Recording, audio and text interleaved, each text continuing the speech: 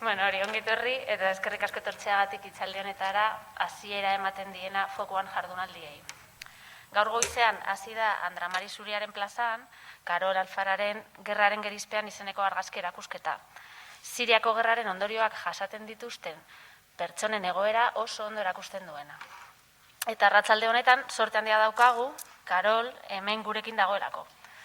Beren eskutik, Siriako gatazka jorratuko dugu eta errefuxiatuen egoeran sakonduko dugu. Eso decía que con estas jornadas buscamos poner el foco y profundizar en una temática que es de derechos humanos y de dimensión internacional y de plena actualidad y que además tiene mucho que ver, entendemos, con nuestro cometido como servicio de cooperación.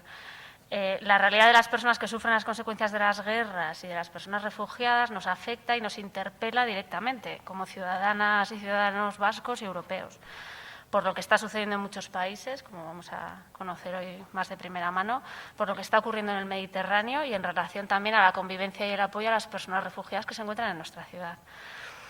Comenzamos estas jornadas, queríamos empezarlas con la perspectiva más humana, abordando la realidad de las personas directamente afectadas por los conflictos, que bueno, se ilustra en lo que sucede en Siria a través de Karol, de su exposición fotográfica que hemos inaugurado esta mañana y que está en la Virgen Blanca, y profundizando en ello en la conferencia de esta tarde.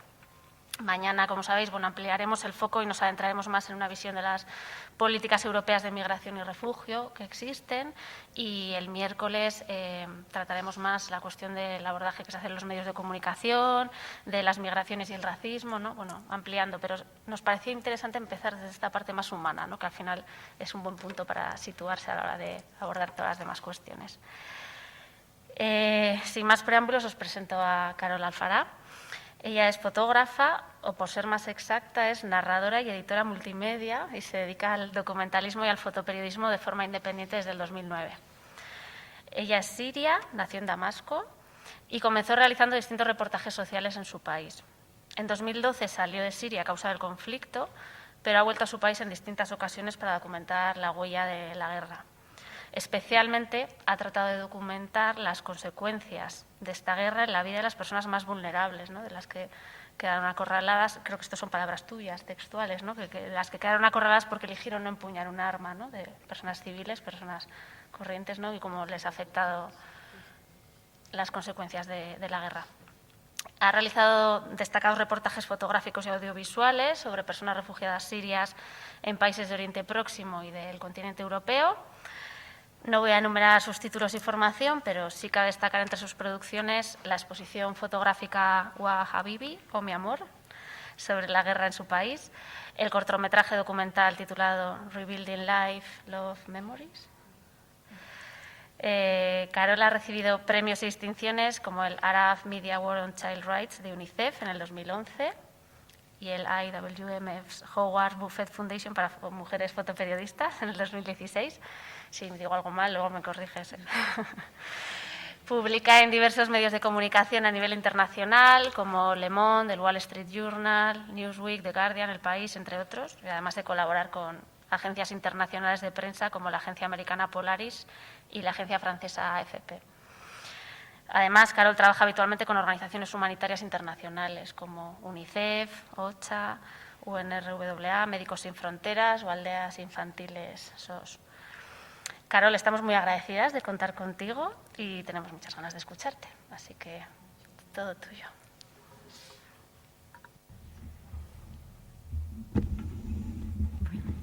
Muchas gracias. No sé, ¿se oye bien? ¿Así? Gracias, Sara. Eso, de verdad, muchas gracias. Y para mí, bueno, es un privilegio también tenerte al lado. Y gracias por la presentación. Muchas gracias por estar aquí y gracias por la invitación, por la iniciativa de parte de Icono Gestión Cultural, y muchas gracias a todos vosotros por estar aquí, sabiendo lo que vais a escuchar no es algo que quizá os vais a llevar con mucha alegría a casa. Así que gracias por vuestra valentía, por querer conocer más sobre lo que está pasando en mi país, ¿no? Disculpa porque no hablo euskera. Intenté aprender algo, pero bueno, lo olvido directamente. Quizás solo puedo decir kaixo y voy a seguir en español. En esta presentación, ups, ay, sorry. Bueno, vamos bien. Voy a intentar hacer las cosas bien, sin muchos errores técnicos. Okay. Quería preparar algo un poco para conocer un poco mi posición como fotógrafa documental, como narradora visual, como fotoperiodista siria, cuando empecé mi profesión, ¿no? Y conocer un poco, bueno, muy poco Siria como era antes la guerra, ¿no? Antes de entrar en esta brutalidad de la violencia que está causando la guerra en Siria. Intenté desde el inicio de mi profesión de tratar de temas que son temas sociales y humanos, bueno, temas humanos. Y es uno de los proyectos aquí puesto como muy pocas imágenes que para mí tienen mucho sentido, quizá también emocional, ¿no? Esta historia, dentro de los temas que estuve tratando, que son la mayoría sobre, claro, personas que estuvieron viviendo en la margen de la sociedad siria, hablando del trabajo infantil, como esta historia de los jóvenes Sabah y Nader, que son niños que estuvieron trabajando en la calle de forma forzada, a pesar que la educación en Siria era obligatoria, pero bueno, hay muchas familias que hicieron forzar a sus niños a trabajar para sacar algo de dinero, ¿no? Y este proyecto era casi uno de mis primeros proyectos, era en, 2009, era mi primer proyecto, así que sea un poco largo, y mi intención era hacer un seguimiento hasta el final de la vida de Sabah y Nader y seguir documentando su vida y acabarlo después 20 años en un libro, que era un sueño porque yo no conseguí acabar este proyecto. Es un proyecto abierto que lo he hecho durante 3 años en Siria y luego pues durante la guerra tenía que pararlo porque perdí todo el contacto que tenía con Nader y Sabah, estos 2 niños que eran forzados de trabajar en la calle, ¿no? Esta imagen a mí me da mucha alegría porque, bueno, tiene es una chica que era pues el primer día de su boda, que es de Idlib. Se llama Amira. Amira, la traducción en árabe, princesa. Bueno, hay muchas contradicciones entre Amira, la princesa, y el vestido dorado que tenía y este contexto que es, casas bastante humildes de personas que trabajan en la zona rural de Idlib. Pero para mí era dentro de los proyectos sobre la mujer rural que ya empecé haciendo y me llamaba mucho la atención. También para siempre detrás mis proyectos es concienciar, ¿no? Crear esta conciencia, poner un foco de luz en esta sombra que está viviendo muchas personas. Pero todo este tiempo para mí era el tiempo que hay problemas que hace falta de contar, pero no estuvimos contando con tanto sufrimiento, ¿no? Porque son temas, eran necesarias, sociales y humanos que hacía falta de tratar, ¿no?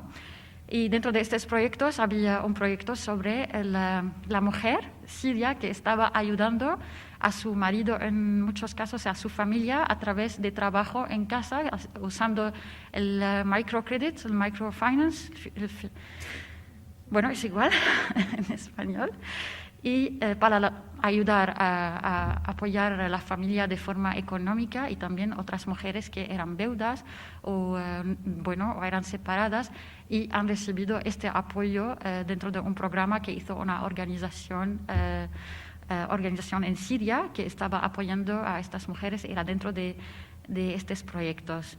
El cambio climático en Siria, bueno, desde 2007-2008 estaba presente. Yo empecé más en 2009 con una revista que estuve colaborando con ellos, que es una revista privada, se llama Syria Today, que en este trabajo también era conocer el cambio climático y estaba afectando también a la zona rural y el trabajo agricultural en Siria. La pobreza, a pesar que en este tiempo, antes la guerra, y vamos a hablar de fechas entre 2008-2010, que ya son 2 años, no mucho, pero era el tiempo que yo empecé a trabajar un poco estos temas, era el inicio de mi carrera también. La pobreza para mí siempre me ha llamado la atención y yo lo que quería hacer en este tiempo, que yo soy una de las primeras también mujeres fotoperiodistas en mi país y pues tenía esta responsabilidad, que es algo que lo adopté yo misma, nadie me ha invitado y siempre ha sido muy difícil trabajar en Siria, eso que sí es verdad y quizá lo voy a dejar porque si alguien tiene interés a saber por qué, pero no lo voy a incluir en mi charla hoy. Pero lo que me llamaba mucho la atención es antes la guerra, esta pobreza, y que era una pobreza bastante marginada, porque es verdad que la mayoría de las personas en mi país, eran como más que 60%, representa la clase media en Siria antes la guerra, es decir, que no es un país considerado como un país pobre, y por eso era una pobreza bastante marginada. En estas dos imágenes que lo he puesto junto un poco, podemos ver a la derecha es una escuela, esta escuela en Raqqa, que son niños huérfanos, que es una escuela donde viven ahí, comen ahí, duermen ahí y reciben educación gratuita ahí, pero era todo condiciones bastante duros, ¿no? Para niños parecen más como en una cárcel, no en una escuela. Así para mí era un proyecto bastante duro también, pero tenía esta suerte y este acceso para poder hacerlo junto a una amiga periodista que lo estuvimos trabajando a través de una publicación privada en Siria, ¿no? A la izquierda es otro proyecto personal, era una familia que estuvieron viviendo en la basura, bueno, en los contenedores de basura donde dejaban todo porque no tenían sitio para vivir, el padre no tenía trabajo y los niños no tenían acceso para poder ir a la escuela a pesar que la educación era gratuita, pero por la dificultad de poder llegar, no había transporte en este punto donde estuvieran viviendo. Igual las historias de las personas que son de Palestina, de origen, que han ido a Siria, y aquí lo he puesto refugiados palestinos, pero en Siria no llamamos a los refugiados, le llamamos por su nacionalidad, y a eso me voy a hablar un poco más adelante, pero uno de los temas era como esta mujer viuda que tenía que seguir intentando, limpiando casas para tener algo de dinero, recibiendo apoyo del UNRWA, una organización internacional de la ONU que estaba ayudando a la comunidad palestina en Siria. Trabajo infantil, pobreza, la educación formaba parte, y esta es una escuela móvil, que esta escuela era buscando a los niños de la comunidad que tenía que viajar nómadas de un sitio a otro en el norte de Siria, entre Raqqa y Idlib, las fronteras también con Irak, y era un proyecto muy interesante de cómo hacer este acompañamiento y ver cómo era una pareja que ambos eran profesores que acompañaban a los alumnos en esta escuela móvil, ¿no? Un poco, el tiempo de paz, la vida así un poco más tranquila a pesar de muchos quizá problemas que hemos tenido a nivel humano, social, económico, político, pero había una tal categoría que eso siempre buscaba, que eran para mí, mi punto de vista también, que son la mayoría del pueblo sirio, que buscaban siempre dignidad y seguridad. Otros proyectos eran que he vivido casi 3 meses en un hospital de niños que sufren de la enfermedad del cáncer, y era un proyecto que a mí personalmente me ha enseñado mucho sobre la valentía de los niños, ¿no? ¿Por qué estoy enseñando eso, no? Okay. Para mí era importante enseñaros, compartir con vosotros un poco la cara de mi país antes la guerra, ¿no? Esa cara que, a pesar de, sí, Damasco era dentro de las 10 ciudades más seguras en el mundo en 2008. Es verdad que hemos tenido esta libertad de movernos de un sitio a otro, de practicar mi religión como minoría cristiana, de tener hemos tenido una vida bastante estable, ¿no? Pero al mismo tiempo, en la margen de esta sociedad había personas que sí luchaban para poder sobrevivir. Y a eso voy, que la guerra, que sabemos que la guerra en Siria no vino de una manera suave, ¿vale? Aquí, al inicio de la guerra, antes, que se llama guerra exactamente, hemos empezado con querer cambiar, que la revolución, conocéis seguro el término de la primavera árabe, ¿no? Cuando ya hay movimientos civiles en varios países árabes, y Siria era uno de estos países donde había un movimiento que la gente ha querido de forma bastante pacífica querer un cambio para tener una libertad de expresión y pedir, un cambio político y también social, ¿no?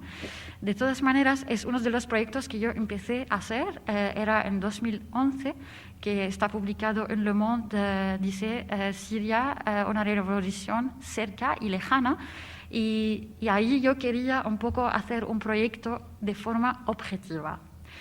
Quería salir de mí misma como una persona siria e intentar tratar por entender, porque yo también me gustaría entender, así en general hago mi trabajo para que yo entiendo como persona y para también crear conciencia. Concienciar así sería todos, ¿no? Intentar de entender algo tan complejo.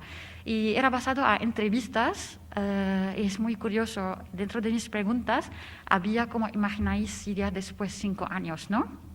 Y todas las personas que aquí están son de diferentes posiciones políticas, perfiles sociales, también que son personas muy distintas. En este proyecto, todos, ninguno y ninguna de ellos han imaginado Siria en el estado actual. Ninguno ha pensado que va a haber una guerra brutal como lo estamos viviendo y que va a durar 10 años.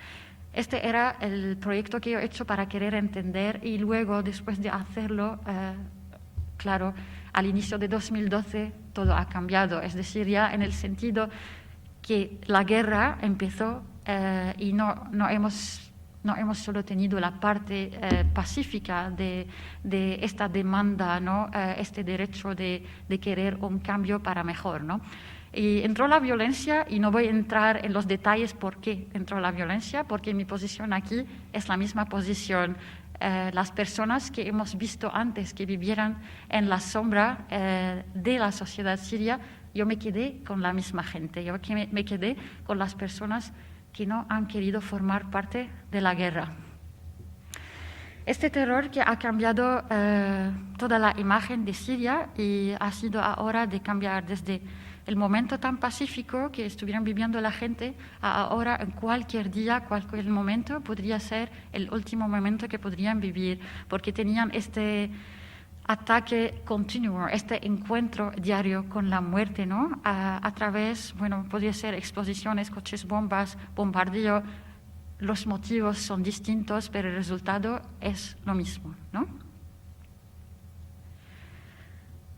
Este para mí era una de las expresiones que ya es verdad que Damasco le llaman la ciudad del jazmín, pero ejemplo es mi ciudad, pero en todo el país para mí fuera como el olor de la muerte estaba en todas partes.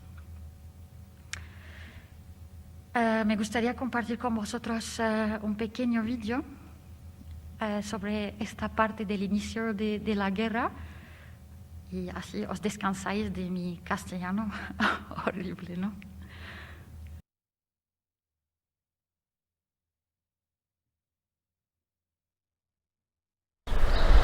(17/3/2012) استيقظت في الصباح الباكر حوالي الساعة 7 على صوت انفجار قوي، رنين الهاتف وصوت ضاحك البكي.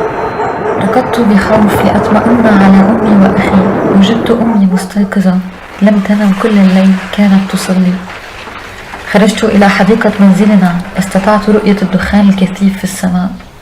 كان الانفجار قريب هذه المرة في الحي المجاور. دون تفكير غيرت ملابسي، أخذت كاميرتي متوجهة إلى مكان الانفجار. قبل خروجي من المنزل نظرت إلى أيقونة قلب يسوع الأقدس، طلبت من يسوع أن يساعدني في هذه المهمة. قبلت والدتي وقلت لها أني سأعود بعد قليل. لم أكن متأكدة أني سأوفي بوعدي، لأن الأمر لم يكن يتعلق بي. كم من السوريين الذين خرجوا من منازلهم في هذه الحرب وأخبروا أحبائهم أنهم سيعودون ولم يعودوا أبدا. عند وصولي كان المشهد مروعا.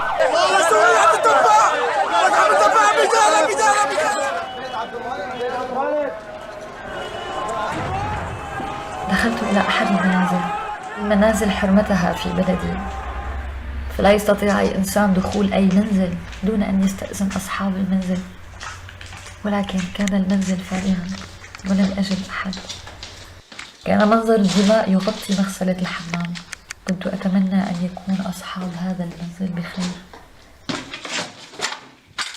في هذه اللحظة أخبرني زملائي أنه حدث انفجار آخر في مركز المدينة، وكان علينا التوجه إلى هناك.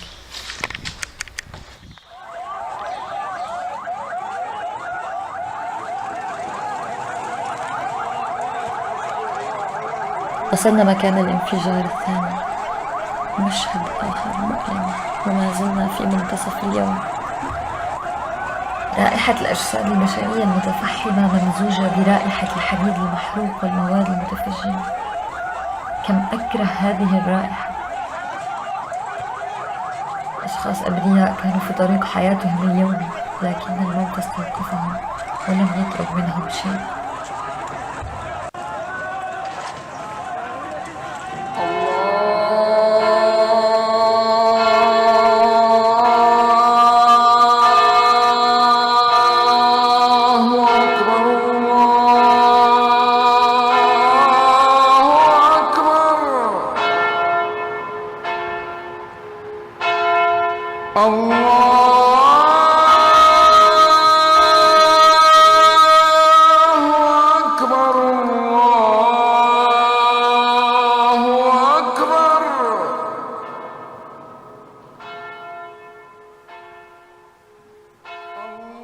أي لحظة وكل لحظة قد تكون لحظة موت وقتل في هذه الحرب اللعينة.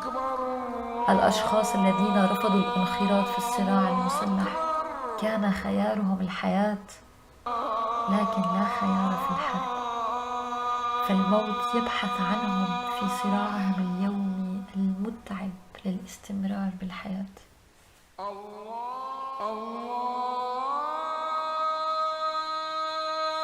الكثير من الألم داخل كل قلب وفي كل بيت سوري. خسارتنا كبيرة، وكل ما يحدث أكبر من استطاعتنا البشرية على فهمه أو حتى تحمله.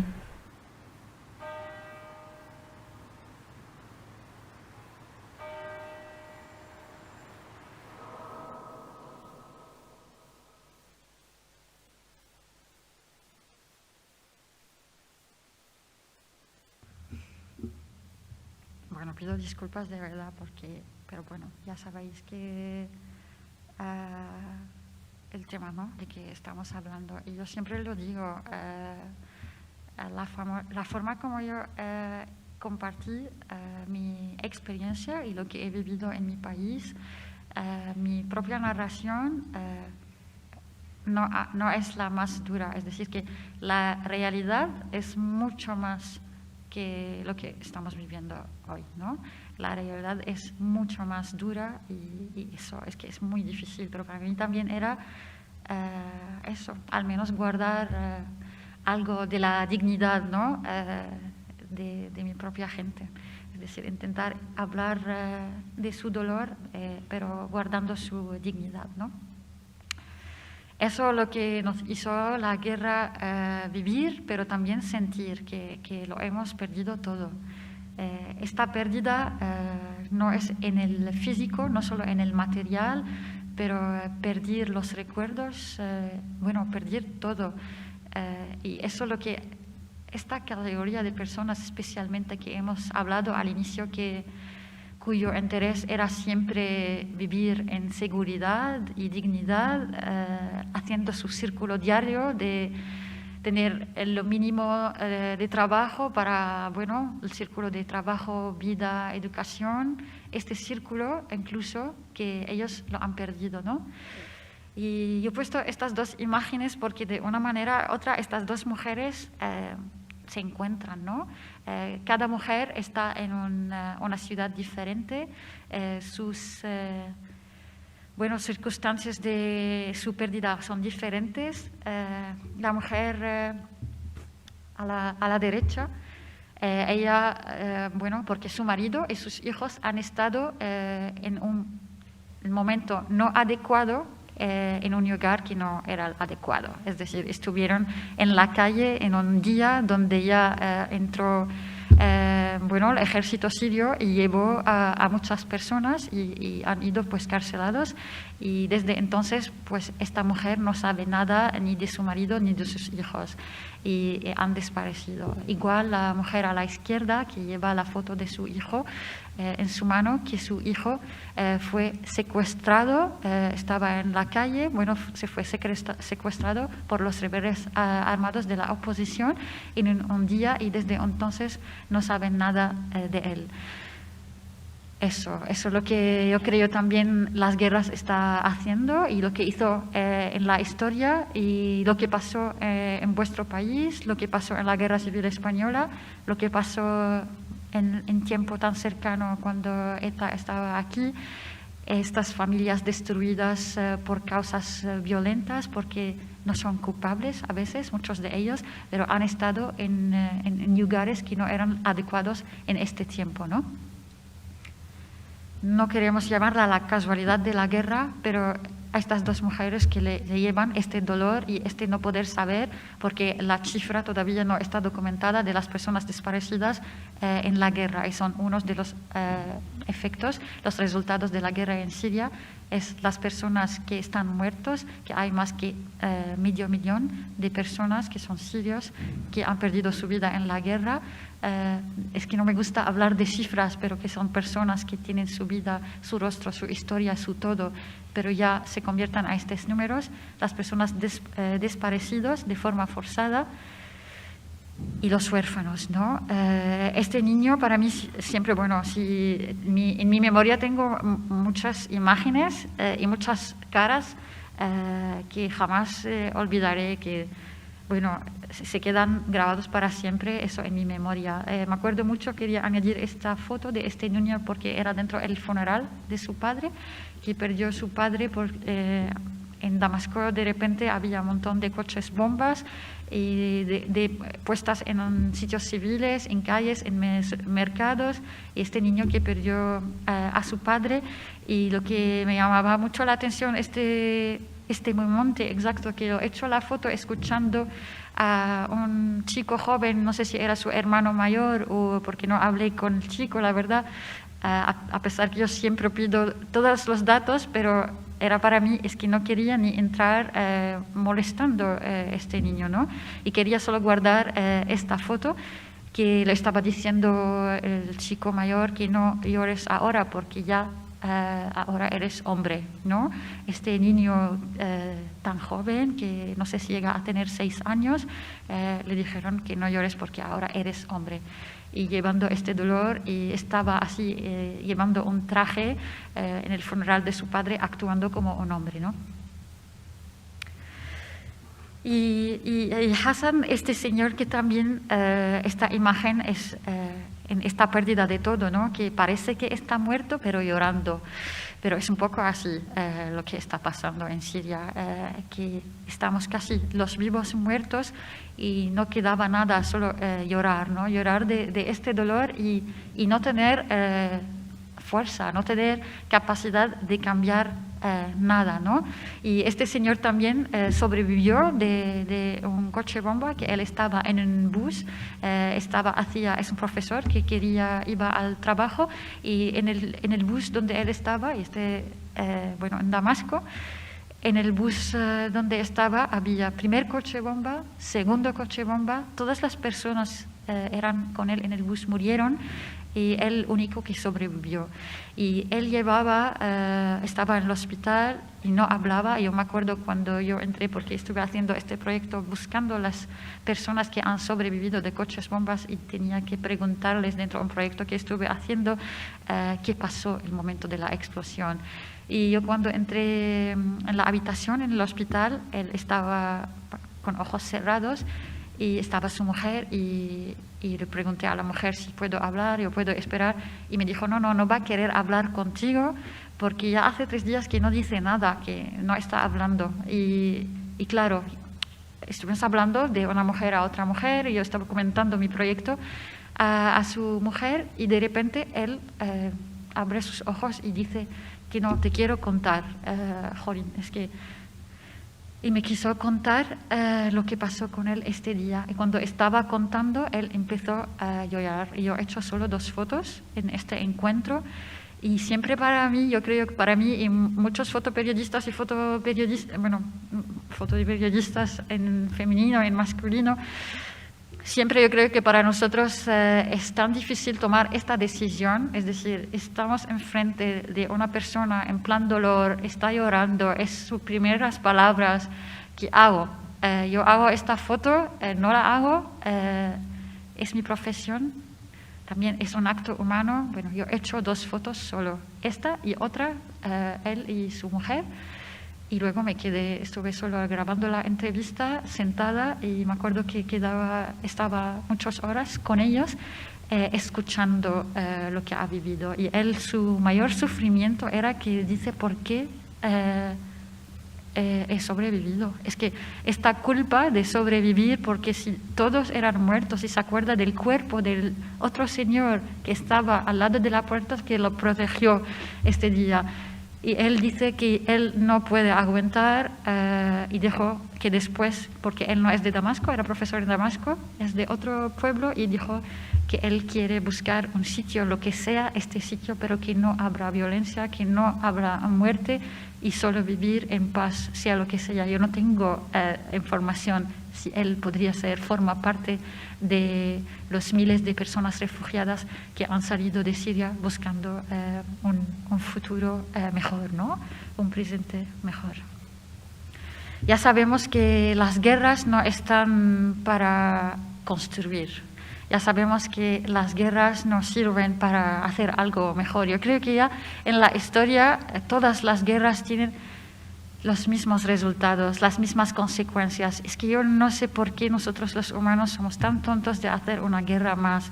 Justo yo estoy aquí, para mí me cuesta la vida hablar de eso, me duele un montón, pero si lo estoy haciendo es para concienciar, intentar llevar esta imagen, intentar que ojalá nuestros hijos no sean tan tontos como nosotros y que no hagan otra guerra, que sirve al menos por eso, ¿no?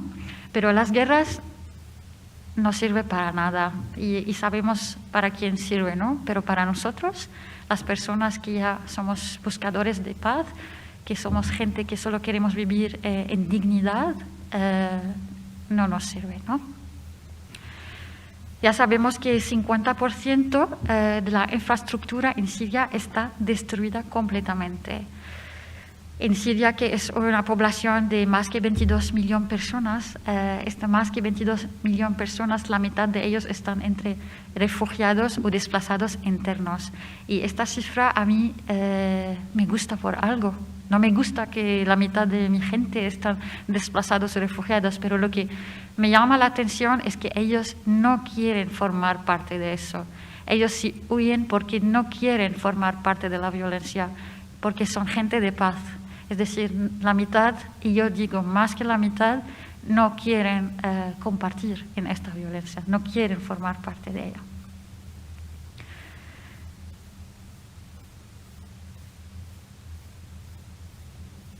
Y eso molesta, es decir, estas imágenes de destrucción, estas imágenes que ya como la gente estamos tan cómodos, ¿no?, a ver eso, que no tiene que ser así. Yo creo es algo tan malo que nosotros estamos aceptando ver eso. Yo creo que tenemos que luchar en algo, es no aceptar que sea natural ver actos tan violentos, ¿no?, ver esta destrucción. Todas estas calles es una vida entera destruida. Podemos imaginar todas estas casas dentro que tenían vida, los lugares, las calles, las ciudades, las casas no son algo material, son hogares de personas que ya es vida de miles, millones de personas. En esta imagen, pues es que fue para mí cuando he hecho esta foto en una ciudad que completamente destruida. Yo intento siempre no decir los nombres de las ciudades donde yo he hecho las fotos, incluso en la exposición no la he puesto, porque no quiero jugar este juego político, porque para mí es una destrucción en un cuerpo entero que es Siria. No quiero llevar esta destrucción a tal ciudad y otra ciudad, porque para mí es un solo cuerpo, un solo país. Y si está pasando algo en el corazón, pues sufre la cabeza, los ojos. Si el pie está cortado, pues sufre todo el cuerpo. Y esta es mi intención para no hacer este juego político de decir si está pasando en tal ciudad, es decir, por algo, ¿no? A mí me interesan las personas, el pueblo sirio, ¿no? Que son las víctimas civiles de este conflicto brutal. Y cuando he hecho esta imagen, para mí era, ¿qué está haciendo este niño aquí? ¿No? Porque toda la ciudad estaba destruida y bueno, había muy poca gente y eran personas que ya no tenían nada. Estaba intentando, porque le mandé a su padre a ver si se quedaba algo en esta casa y él se quedó sentado. Pero era una escena completamente surreal, ¿no? Y eso es lo que hizo la guerra. Para mí son muchas escenas surreal. Esta escuela es una escuela donde aquí está puesto Tariq al-Maut, en árabe significa el camino de la muerte. Y con eso solo me encontraba. Yo intenté que buscar lo que quedaba, algo de vida, pero en muchos hogares fue casi ver, por ejemplo, una mujer paseando en una tal destrucción, es como algo raro. ¿Qué está haciendo esta mujer? Parece que como si son muertos, se han levantado, ¿no? Todas estas escenas completamente surreales, lo que está dejando la guerra en un país era tan vivo.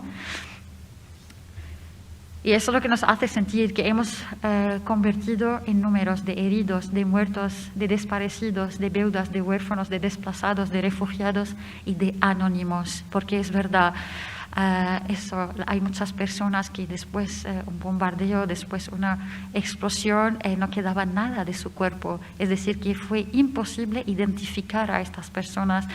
Yo he hecho fotos de tal funerales que ya dicen anónimo, porque no podrían conocer quién era esta persona, ¿no? Como hemos hablado, hay más que 6 millones de personas dentro del país que son desplazados internos, es decir, que ya están sin sus casas, sin sus hogares. Muchos de ellos han perdido incluso sus trabajos familiares. Bueno, ha cambiado completamente su vida, pero están dentro de Siria, del país. Siria es el país que tiene la mayor cifra de personas desplazadas internos. Aquí es una imagen en una casa. Estas personas desplazados internos, algunos de ellos viven en casas compartidas, otros viven en parques, en escuelas. Esta casa donde había varias familias que compartieran esta casa juntos. Y aquí ya empezó este trabajo de las organizaciones internacionales de apoyo, ¿no? De dar algo para dormir, que si estamos en nuestra casa, en nuestra ciudad, es decir, que están en su país, pero no tienen dónde poder dormir. Es un poco surreal, ¿no? Y luego se convirtieron las escuelas. Hay una imagen que podéis ver en la exposición donde hay varias tiendas, así os invito a ver la exposición en estas varias tiendas, que era una escuela, pero se convirtió a un refugio colectivo de cientos de personas que compartiendo en la escuela donde están viviendo. Este trozo de imagen forma parte de cómo se convirtió a esta tienda de ser su nuevo hogar, ¿no? Dentro de Siria. Y personas que vivían en casas, que dentro de edificios que eran no acabados, edificios que eran en construcción, y luego han entrado a vivir en estos edificios que no eran acabados, o otros refugios colectivos. Ya sabemos que la infancia en Siria ha perdido todos sus derechos, es decir, es un fracaso mundial. Yo digo, la guerra en Siria, yo creo que todos, como a nivel de personas, de países, de organizaciones, de todos hemos fracasado. Es una vergüenza humana y es un fracaso, porque los niños sirios están viviendo el peor, ¿no? Nadie podría imaginar lo que están viviendo los niños sirios. No tienen ni a la infancia, todos sufren traumas.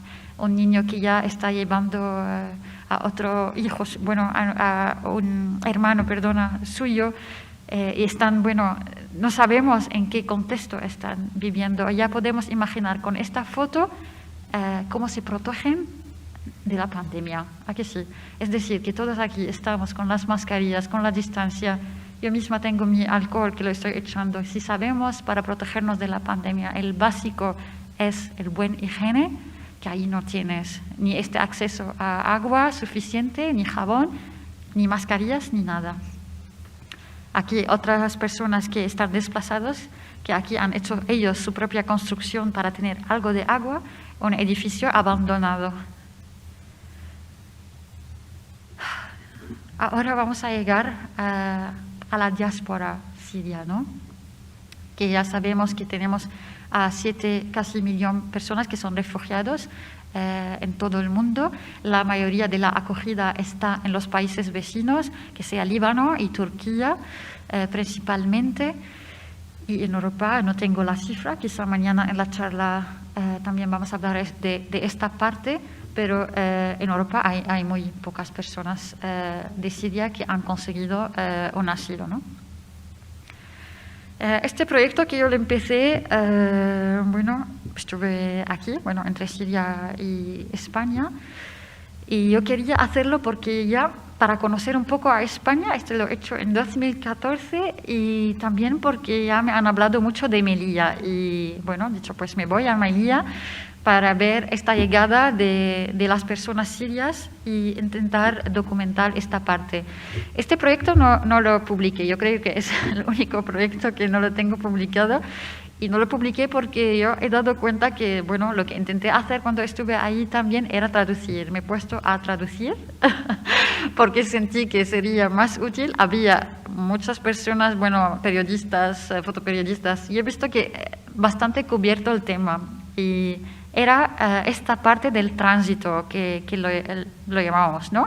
Este tránsito donde las personas que son de Siria todavía eran solicitantes de asilo y han conseguido entrar a España a través de Marruecos, y aquí tenían que esperar en la CETI, y ellos, bueno, como para ellos era intentar de tener algo de esperanza. Así que esta parte es un poco la parte que tiene la parte positiva, es decir, como la parte de esperanza, que ellos ya han conseguido salir de la guerra, ya están en el tránsito, esta parte del tránsito que casi no se cuenta.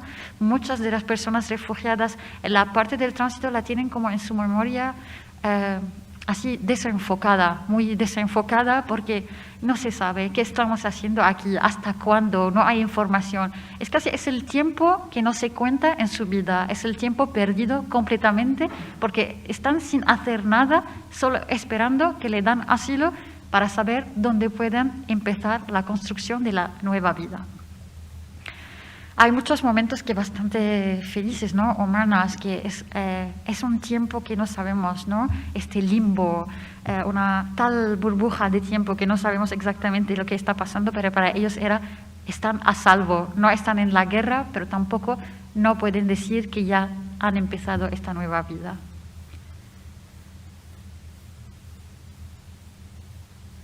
Una de las cosas que hacían ahí era separar las familias. No todas las familias han recibido asilo al mismo tiempo. Y eso hizo que muchos de ellos sufren sin saber cuánto van a tener otro segundo encuentro, ¿no? Juntos. Es una madre con su hija, porque como en Siria no tenemos los tres apellidos de madre y padre, no han conseguido saber que es su madre porque tiene otro apellido, y solo, las mujeres llevan el apellido de su padre, ¿no?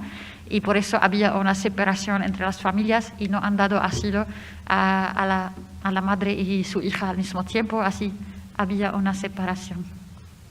Y este momento, cuando lo han recibido asilo, y todos los refugiados casi hacen esta imagen de recuerdo que ya por fin han salido de Melilla, y hacía coger un barco que le llevan si me acuerdo bien, a Málaga. Eso es verdad, que siento como si hubiera perdido cada momento bonito que había vivido en mi tierra. Bueno, los recuerdos no podemos eliminarlos de nuestra memoria, eso lo sabemos, pero es verdad que también después de vivir tanta dureza, de tanto dolor, llegamos a no saber este tiempo bonito que hemos vivido, que somos todos los sirios, creo, nostálgicos, que queremos acordarnos de este tiempo bonito, los detalles, las cosas que nos hacen un poco felices, ¿no? Pero incluso esto, la guerra tan brutal, tan dura, que nos hizo olvidarnos, ¿no? De eso. En esta historia, es una historia de una mujer viuda, se llama Hanan. Hanan se vio forzada de dejar a su país después que han matado a su marido. Él, su marido, Ahmad, en esta imagen, lo han matado justo porque él no aceptó formar parte del conflicto armado. Mucha gente de su entorno eran todos armados, le han dicho, ven con nosotros en nuestra lucha. Él dijo, no, yo tengo familia y tengo mi mujer, no me interesa. Y cuando dijo que no le interesa, fue asesinado, lo han, fusilado. Él tenía una tienda que tenía y enfrente de su hijo mayor, que en este tiempo tenía 12 años, han matado al padre. Y se quedó Hanan, esta mujer, con sus niños, que llevó a sus niños al Líbano y ahora es ella refugiada con sus niños en Líbano, que también es un país que hizo una gran acogida, pero también no es fácil vivir allí por muchos motivos.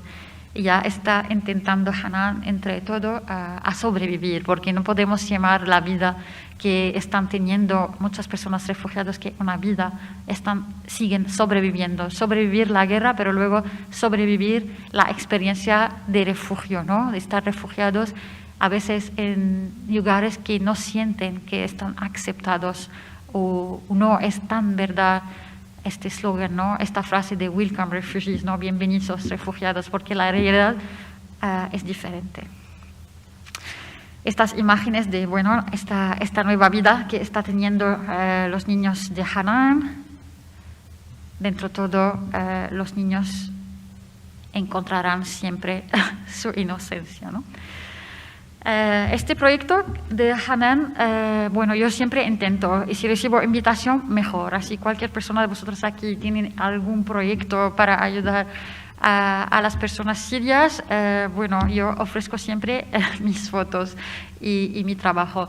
Aquí a través OSHA, la organización de la ONU, y a través de una artista libanesa, americana, Leila Book, hemos querido ayudar a Hanan, y como hemos hecho una campaña una campaña en internet, y a través de esta campaña era buscar bastante, hemos compartido para que ella tenga su propio trabajo. Y hemos hecho una colección, se dice, de dinero, recolecta, disculpa, gracias Sara, una recolecta online. Hemos conseguido que ella tenga un trabajo. El trabajo que ella quiso es vender ropas y tal en su casa para vivir de forma digna. Eso es lo que siempre buscan las personas sirias, vivir de manera digna y no contar con este apoyo que le dan las organizaciones internacionales, pero también muy importante su trabajo, pero claro, para ellos es importante que tengan su propio trabajo, que ellos sacan su propio dinero, que no van ahí para decir, danos tal, esta ayuda, ¿no? Para ellos le dan, es muy duro aceptarlo, porque, no por nada, porque ellos antes tenían una vida bastante estable, ¿no? Me refiero también a otra historia de que nosotros en Siria, que siempre no hemos llamado a las personas refugiadas como personas refugiadas con mucho respeto, hemos intentado siempre que sean los palestinos, los iraquíes, los armenios, no me acuerdo quién más, pero todos que han vivido en Siria, que han acabado de ser unos de nosotros, que son amigos nuestros, que son familiares. No lo llamamos refugiados. Por eso es que la palabra refugiado, eso como duele a veces, porque sientas como es otro nombre, ¿no? Que no es tu nombre de apellido, como te estamos dando una tal marca, pero lo vamos a ver más adelante. El sufrimiento en silencio uno de los proyectos sobre las personas que eran también por una causa refugiadas, que son la población asirí, la minoría de cristianos asirios en Siria, que cuando entró el Estado Islámico a sus pueblos en Hasakeh, también la frontera entre Siria y Irak, bueno, el Estado Islámico ya sabéis qué metodología tenían y cómo se han formado y han entrado a estos pueblos. Y aquí tengo la historia de Shame, una mujer que fue secuestrada con más de 200 personas de su pueblo por el Estado Islámico, y lo que ella ha visto allí fue tremendamente duro. Yo lo conocí en Líbano. Y fue increíble este encuentro con ella, jamás lo olvidaré. Tenía que hacer la entrevista con otra persona que hablaba asirio, no, la hemos hecho en árabe, porque ella estaba tan traumatizada, estaba de verdad muy mal, que no quiso hablar en árabe. Y esto seguro por algo también lo que ella ha vivido en este trauma, en el secuestro que ha vivido con el Estado Islámico. Y con Chame yo he tenido, poco tiempo, he estado con ella en su propia, en la casa donde ella vivía con otras familias asirios, familiares suyas, y era increíble. En el sentido, aquí en una de las imágenes, dentro de sus familiares, los asirios que en el día que yo estuve con ella han también matado a 3 personas dentro del grupo que eran secuestrados, y han matado a ellos en este día, y no han comentado a Chame porque ella estaba esperando que salgan sus 2 hermanos, porque ella consiguió salir porque estaba muy enferma y no quisieron preocuparse de sus medicamentos, de su nada, y no servía para ellos de nada, así lo han dejado salir, pero se quedaron las otras personas de su familia y han hecho un negocio para sacarles, ¿no? Esta mujer, cuando la entrevisté, cuando hablé con ella, me llamaba mucho la atención que ella estaba como casi muerta, no viva, porque no se movía, estaba en así, nada, sin moverse, porque eso siempre lo refiero a este dolor, como tenía este dolor de lo que ha vivido, que fue casi imposible actuar o moverse de manera natural, ¿no?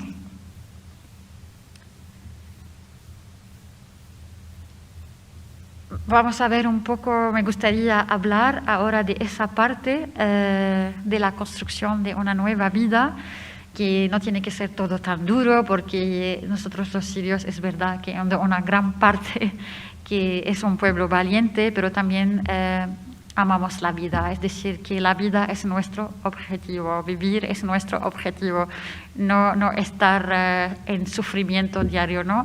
En este proyecto, después de ver la parte de las fronteras, muchos compañeros y compañeras mías estuvieron cubriendo la parte de la llegada de las personas refugiadas sirias a través de las fronteras. Para mí era fundamental contar de otro punto de vista. Para mí no quiero enseñar las fronteras, yo quiero enseñar para compartir con personas que son europeos. En este caso, hoy me gustaría compartir con vosotros, y era este mi objetivo después de hacer este proyecto, reconstruir una nueva vida, Rebuilding Life, Love and Memories, reconstruir vida, amor y memoria. El objetivo era enseñar cuando las personas sirias, si lo vamos a dar un asilo, es decir, cuando le vamos a dar una nueva oportunidad, cómo sería su vida. Es decir, tachar ya todas estas imágenes de que nos vienen para, invadir, coger nuestro trabajo. No hay suficiente espacio para todos. Todas estas ideas, pues vamos a ver entonces, cuando están en vuestras ciudades, cuando están con vosotros, quién son, cómo son. Era mi interés poner una cara, nombre a esta cifra, ¿no? Este título que la crisis humanitaria de personas refugiadas sirias, que es el peor en tiempo contemporáneo. Este título que nos hace de verdad sentir fatal, ¿quién son esta gente? Voy a compartir una historia, del total de 3 historias, de mujer que se llama Lilas, que vamos a dejarla, que ella nos cuenta. ¿Podemos poner el vídeo, por favor? Ya.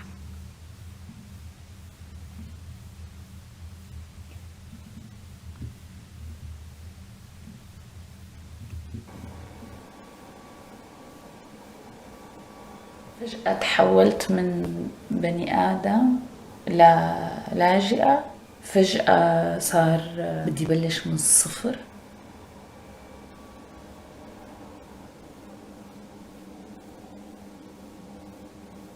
كنت أوصف كل الوقت رحلتي من سوريا للدنمارك بكل اللي مريت فيه إنه هو بيشبه ولادة متعسرة، بس الحقيقة هلأ بحس إنه هو أشبه بإجهاض. هو إجهاض لحياتك، لذكرياتك، لتفاصيلك، لعلاقاتك برفقاتك وأصدقائك وطفولتك.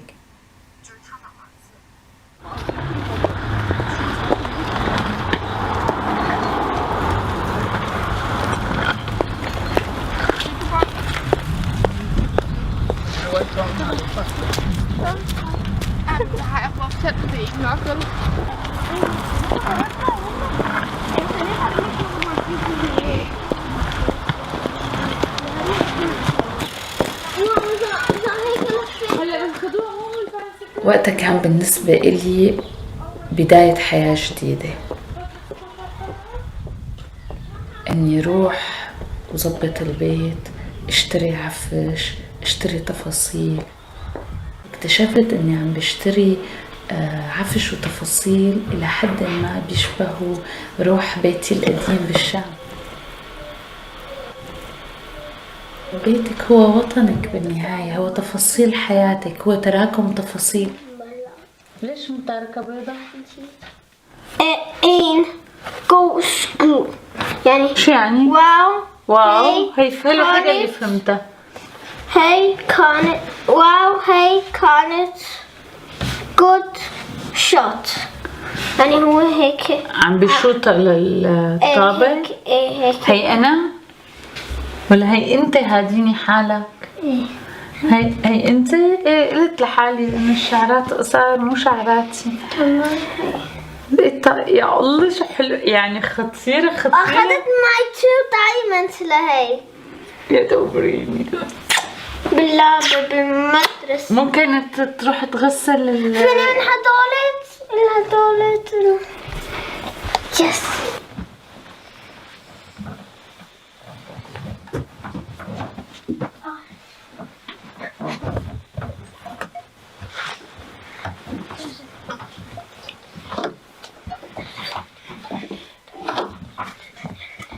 حياتي اليومية بتبلش الصبح مع فنجان القهوة الصباحي بعد ما يروحوا الولاد من المدرسة، والفيسبوك، وجولة على صحافة واليوتيوب إن شاء الله بصير جوا سوريا. ففجأة من الصبح أنا عم شوف هذا الكم من الدمار ومن المجازر والدم والمعاناة، بدون ما تحس بتلاقي دموعي عم تنزل وأنا عم بشرب قهوتي الصبح. وهاد كم المعاناة حتى الاختناق الفظيعة كل يوم الصبح. بعدها تلبسي وتبقي مكياجي وتروحي على شغلك، تطلعي بالقطار، تبتسمي للناس اللي عم تمرق حواليكي، تروحي على شغلك، تضحكي وتمزحي وتشتغلي. انت ابدا مانك طبيعية وعم تعيشي حوالين ناس طبيعيين، كتير صعب يعرفوا انت شو عم تعيشي.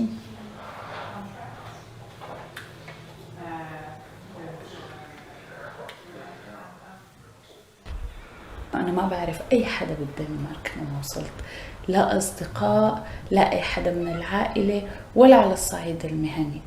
ففعليا كتير صعب وانتي جوا الدوامة وجوا هذا الصراع النفسي والعاطفي والبدايات الجديدة، وبلدك لسه بنفس الوقت عم تتدمر، ومعاناتك اليومية انه انتي تبحثي بنفس الوقت على نتورك وعلاقات وشغل. كتير صعب، هذا المزيج مرعب بصعوبته. المهم انه يكون في حدا يساعدك ومد ايده ويساعدك، والاستمرارية بتكون متوقفة عليكي، على امكانياتك وعلى موهبتك وقديش فعلا انت قادرة تعملي شيء او لا.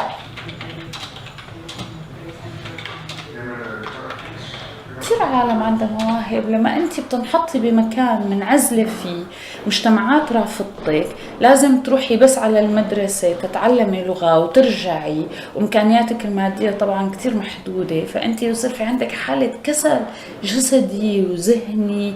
لما بتطول هي المدة خلص انت انتهيتي. بس لما انت بتلاقي في عندك فرصة لانه انت ترجعي تبني شيء، هذا كثير مهم. هذا بيرجع بخليك تحسي انه انت مالك لاجئة، انت مالك رقم، انت مالك صفة، انت بني ادم.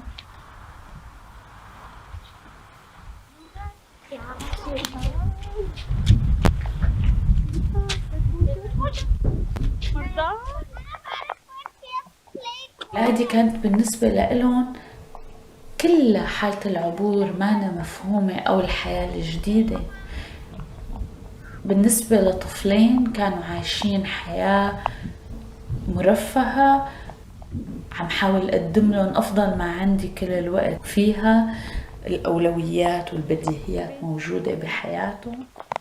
فهن كان سؤالهم الأساسي أنت ليش جايبتينا لهون؟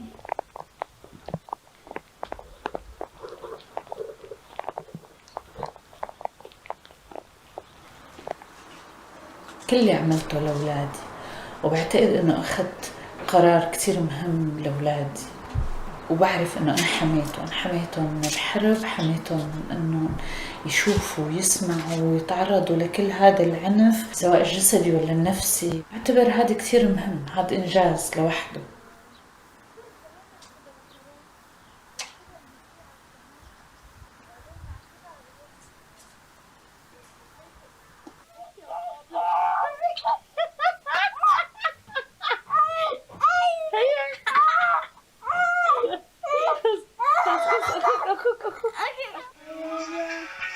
Your smile look lovely every day. Now you know what to do, because my job is to see your truth. Come on, don't be lazy, just brush. Come on, don't be lazy, just brush. Come on, don't be lazy, just brush. Come on, don't be lazy, just brush. Because my job is to save your tooth. So brush your flaws like you need to do. You get tooth and I'm here for you. I'm here to help everybody. I make your smile look lovely every day. Now you know what to do, because my job is to save your tooth. ماما اعملي لنا سبسكرايب وعطيها لايك لهذا الفيديو. شو رايك؟ ايه بعمل له خلص. اعملي لنا سبسكرايب. لا اعملي هلا بدي اعملكم سبسكرايب لحتى تناموا. شكرا. لحتى تناموا. بعدين لا، مرعبة فكرة الخسارة بالنسبة إلي، وما اعتدتها ولا بعتبر شيء إنساني إني أعتادها. لهلأ بخاف أخسر، تحديدا ببيتي الجديد هاد، لأنه حاولت يكون بيشبهني، بيشبه داخلي.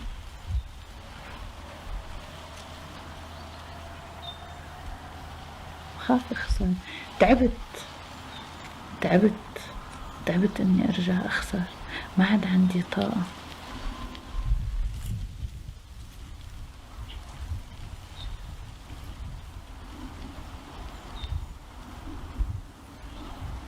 ومن بين هؤلاء كانت الإعلامية ليلا سحتاحت المقيمة حاليا في الدنمارك وتعمل في مجال الصحافة المكتوبة. هناك دعونا نشوفها. Yes, I would like to give the word to Liras, and maybe you would like to tell us why we're seeing this film. Yes. Who is?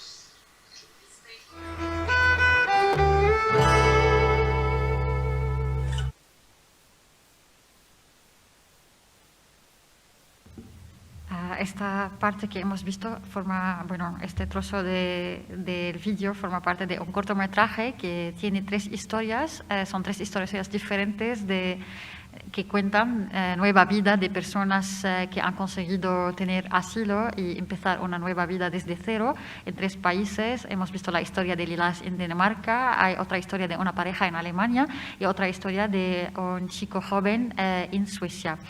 Hoy solo vamos a ver por término de tiempo esta historia, pero cualquiera de vosotros que tiene interés ya vais a tener, bueno, yo creo al final mi correo, me podéis enviar un correo, os puedo enviar el enlace de ver el cortometraje. Este proyecto, que también yo lo he hecho en formato editorial, que también fue publicado en varios medios de comunicación, que cuenta estas 3 historias. Esta la historia de la pareja en Alemania, la historia de Jihad en Suecia y la primera historia de Lilas. Los objetivos principales detrás de hacer este proyecto, como comenté al inicio, era eso, enseñar si las personas sirias tendrán esta oportunidad, ¿no?, de empezar una vida nueva en Europa, cómo podría ser esta vida. Como ya podéis ver en el vídeo que ya en el corto hemos enseñado, que es una vida normal, como cualquier vida de cualquier otra persona de otra nacionalidad, ¿no? Es decir, que ya es solo vivir, disfrutar de los pequeños detalles que nos lleva cada día. Y la diferencia es verdad que es eso, vivir, pero también llevando este peso que nos hizo la guerra. Vivir, pero también ya haciendo esta receta de tener 2 vidas en paralelo, la vida de Siria con todo lo que hemos vivido, pero también que nuestro corazón, nuestra cabeza está allí, estamos esperando que acabe esta guerra, pero al mismo tiempo intentar empezar una nueva vida desde cero, con ningún apoyo. A veces los apoyos son muy pocos, ya sabemos, en los programas de acogida a veces duran 2 años. Yo en este proyecto intenté de encontrar a personas que hace más que 2 años que están viviendo en los países de acogida. ¿Por qué?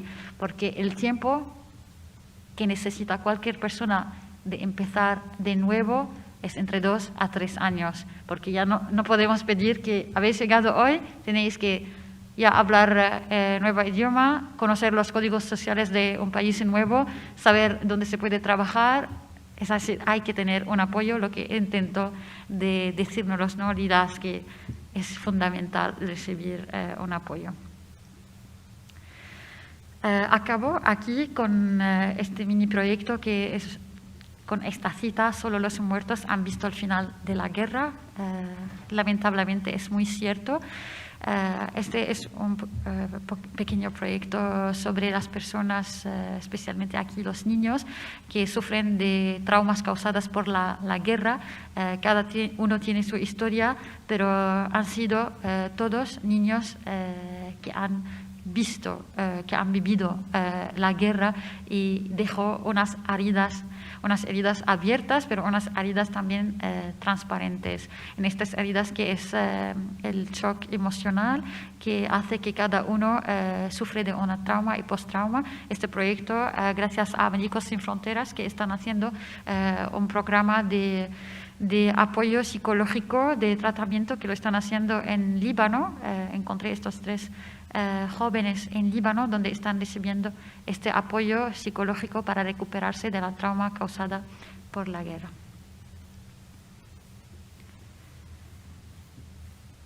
Y acabo aquí. Muchas gracias. Si tenéis preguntas, yo prefiero así, porque hay muchas cosas para contar, pero os veo como mejor hacerlo si tenéis interés específico a través de preguntas, ¿no?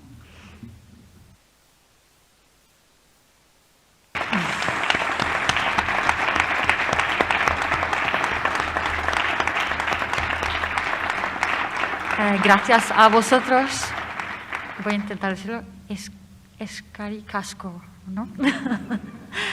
Lo he dicho muy mal, pero claro, es que tenía que decirlos que nos vamos a aplaudir, ¿no?, en algo tan duro, pero este aplauso le vamos a todos vosotros por aguantarme y poder ya hacer seguimiento y por querer estar aquí. Muchas gracias.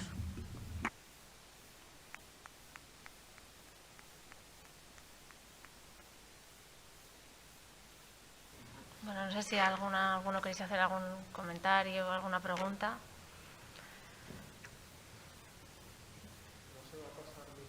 Eso.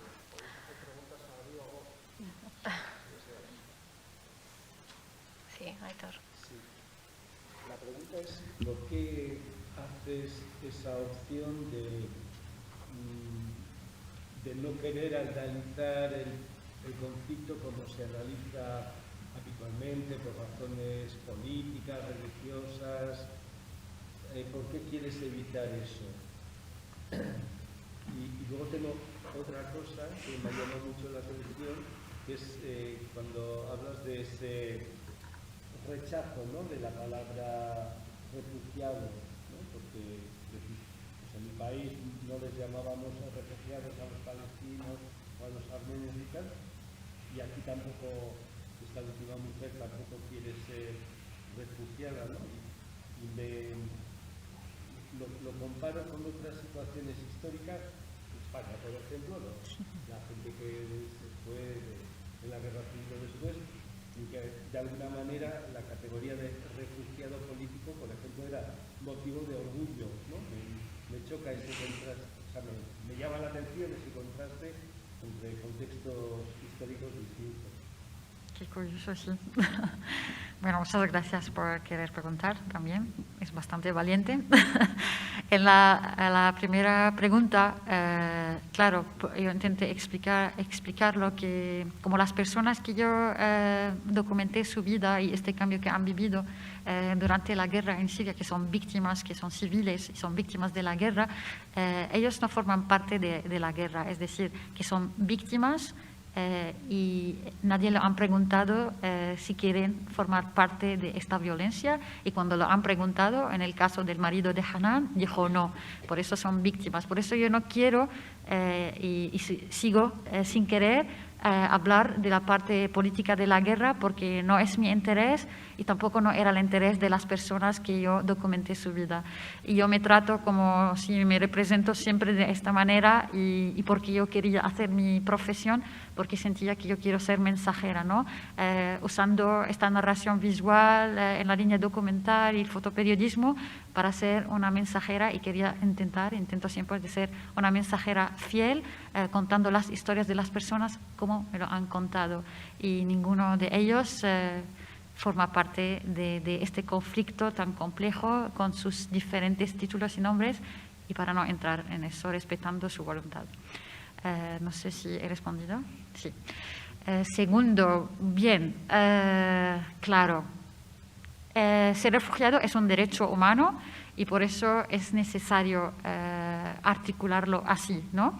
El problema quizá no es un problema que a nivel cultural también, como lo hemos vivido, que siempre había personas que ya han recibido este derecho humano en Siria, pero nosotros no hemos querido señalarles de que sois refugiados, que estáis recibiendo ayuda, que no estáis, que ya ha cambiado tu vida, vuestra vida, ¿no? Era más guardar esta dignidad a nivel también, yo creo, unos dentro de los códigos sociales que tenemos en mi país, que guardan las personas que han llegado a Siria como refugiados, guardan esta dignidad que quedaba para ellos, para tener este nuevo comienzo que ha sido en Siria.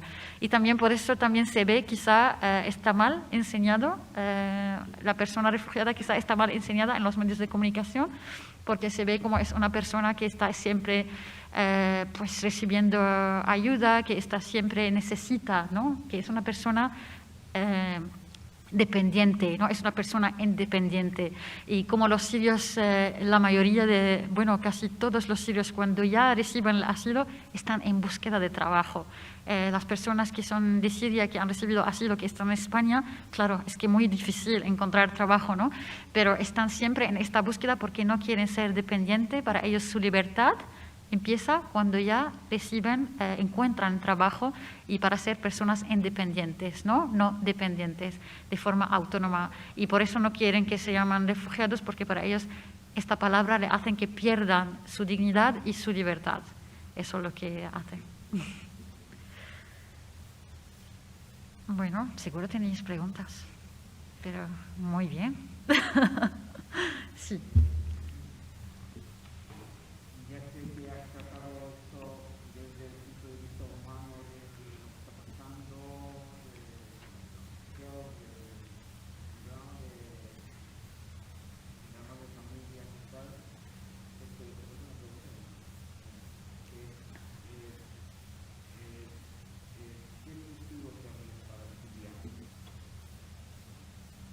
Uy, me gustaría saber. Bueno, tenía que comentar eso también. Muchas gracias por tu pregunta, porque me hace llevarlos a la realidad de hoy, ¿no? Que la guerra no ha acabado. Es decir, si alguien piensa que la guerra ha acabado, la guerra no ha acabado en Siria. Y yo muy agradecida de tener esta charla hoy, justo que estamos hablando de Siria desde ya hace tiempo que no se habla de Siria.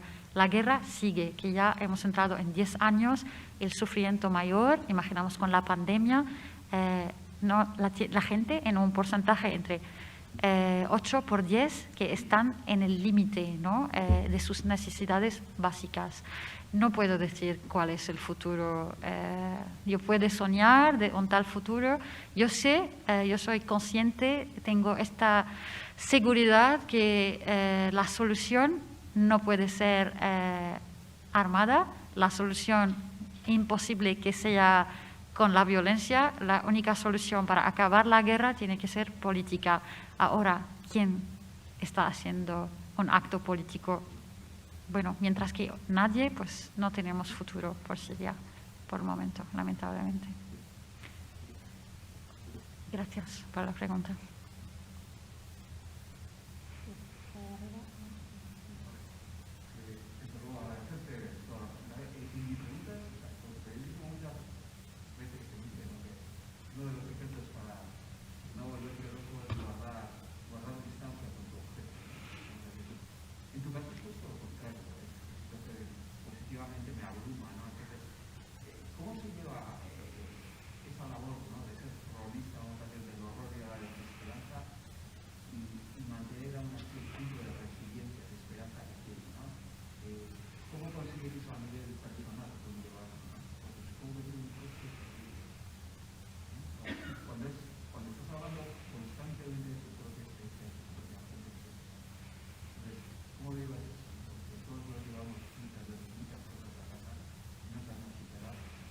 Sí, no, se entiende perfectamente. Bueno, bueno, espero que no estás viviendo un sufrimiento grave, pero que si sirve mi consejo va a servir quizá, sí. No lo voy a decir como consejo, voy a compartir algo íntimo quizá con vosotros. Sí, es verdad que para mí es muy duro hablar de la guerra en mi país y ha sido muy duro, y justo esta mañana lo hemos hablado durante la exposición, porque es verdad que yo tenía mi post-trauma causado por la guerra, que lo he ido descubriendo porque el tema de salud mental no se habla en Siria, como es un tema tabú, y yo no lo sabía que yo misma pues sufrí de post-trauma. Me entro en claustrofobia, tengo muchas cosas que no puedo hacer que antes podía hacer, pero todo eso era enfrentarme con mi post-trauma a través de la historia de Jihad, el chico que vive en Suecia, la verdad, porque él sufre también de post-trauma y nos hemos conectado mucho con lo que estuvimos viviendo, ¿no? Después de salir de Siria. A mí, yo tengo fe, yo soy persona cristiana, a mí la oración me ayuda mucho. Para mí es mi práctica diaria, donde dejo todo, quizá para vosotros suena fuerte, pero es fuerte la verdad, y para mí ha sido eso mi fe, y yo agradecida a Dios que me ha salvado la vida, que yo lo he vivido varias veces, y mi fe es mi secreto, quizá mi receta para poder estar aquí con vosotros y hablar de un hecho tan doloroso y poder recuperarme de todo lo que he vivido. Preguntas. Es que yo veo en vuestros ojos, como no se puede ver las caras porque tenéis las mascarillas, pero veo, hay preguntas y me gustaría escucharos. Bueno, había antes pregunta, ¿no? Aquí no la has visto, luego ya se fue con otra.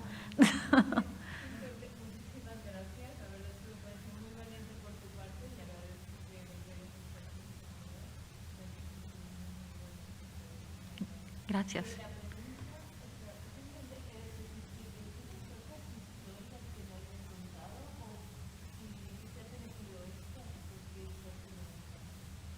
Sí, bueno, muy buena pregunta. Tengo muchas historias y he elegido estas porque yo creo que también, bueno, a pesar que yo intenté de ser bastante objetiva en todo mi trabajo, pero bueno, son las historias que yo pensaba que también de una manera u otra os va a decir algo más que la propia historia.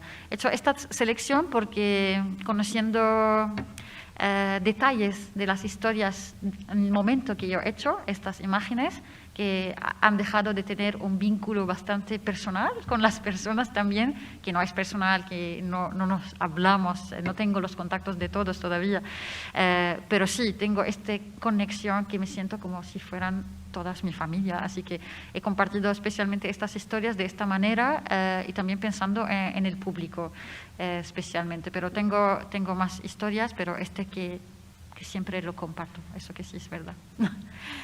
Bueno, si quieres me puedes seguir por redes sociales, así que voy a compartir más y puedes ver.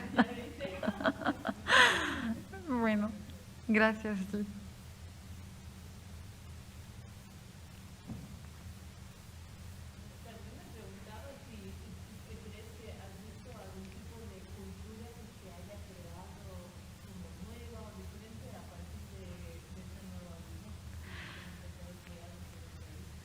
Muy interesante. Sí, es una integración, es decir, dentro de la integración, bueno, yo misma estoy integrada en vuestro país, que mi pareja es español, que yo estoy hablando vuestro idioma, que tengo nuevas culturas, que tengo nuevos platos que a mí me gustan, bueno, que ahora como tortilla, a pesar que nunca quería mezclar los huevos con la patata, pero ahora sí, es decir, claro, por supuesto, que sea yo, que sea todas las personas de cualquier nacionalidad que están viviendo en nuevas sociedades, en nuevos países, hacemos una nueva receta, ¿no? Es esta fusión que es una mezcla de culturas que hace la humanidad más rica.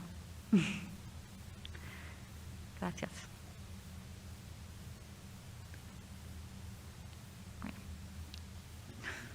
Bueno, si no hay más preguntas, ¿no? Yo creo que nos irán surgiendo porque todo lo que nos has transmitido hoy yo creo que da que pensar, que reflexionar y nos lo llevamos dentro de alguna manera.